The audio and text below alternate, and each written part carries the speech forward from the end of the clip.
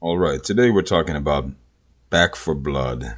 If you enjoy this video, go ahead and click that like button, that subscribe button, and that bell.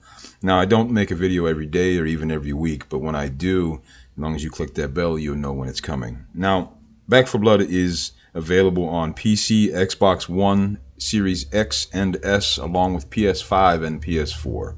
So no matter what you're playing it on, you should have no problems getting into the action. Now, this game is essentially looked at as the next or the spiritual successor of Left 4 Dead. It is a four-person co-op game. Now, the story is limited other than that initial setup that really gets you going so that you know why you are where you are. There's a little bit in between each mission, and I think I'm along the lines with most people in this particular one. The story is not that special. It is not even really that important. Beyond that initial setup that gives us the reason why what we're doing, that works for me. So too much story really in this kind of game could really hold back the action. And for me, I'm really here for the action. That's exactly what it is. I need one reason to go in there and blast and fight, and that's really it.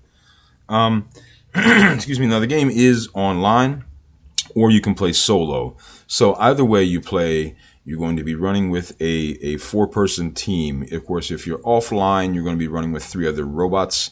And if you are online, you are going to be running with three people. Now, if you run with the bots, it may feel different. It may play a little different than running with human beings. I assume anyway. I prefer this game online. It's the only way that I played it. Feels to work out quite well. So each character has a different starting weapon, so you are going to pick this particular character on the merit of what weapon that they start with.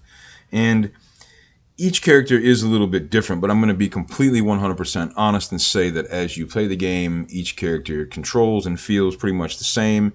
It doesn't matter what weapon you start with in a lot of cases, because you're going to quickly find new weapons, and you're going to be able to modify some of those weapons. You'll see what I'm talking about when you get to these weapons. If you drop a weapon, or if you find a new weapon that's similar to what you already have, you can't take your modification and move it to the new weapon. It kind of gets thrown away with the old weapon. That's something that you may or may not care about once you begin playing the game. Some people are not happy with that.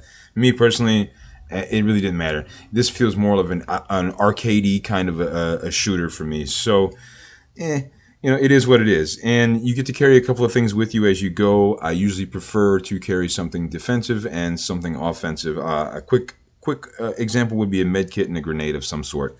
Now, these are some things that you are going to find, some things that you're going to find along the way as well.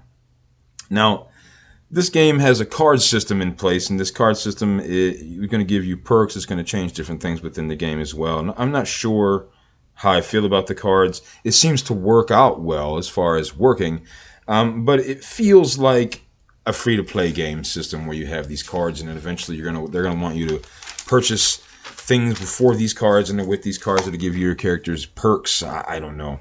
I don't know what they're gonna do with it, but so far it seems to work. And I would have rather just been able to upgrade this or upgrade that, and then maybe, I don't know. The game is, I should say, each mission is pretty linear. Now, while the missions themselves are not terribly long, they're not terribly short. They're nice in the middle area there. So it gives you a little something to go through, but it's not taking you all day to get through it. So you can jump in and jump out nice and easy. Each mission is going to have an objective that you need to meet. A couple examples would be survive, drop a package, make it to the safe point. Just a couple examples for you. Now, the enemies are very cool as well, and I think in the future, if the game continues, if it remains popular, if it gets to be popular and it remains popular, they're going to have to add some new enemy types. They're going to have to add some new missions, maybe not run through the same levels so many times. And like I said, it's quick in and quick out. If you like four-person co-op, this really could be for you. If not, stay away from it. Use Game Pass if you can. Have fun.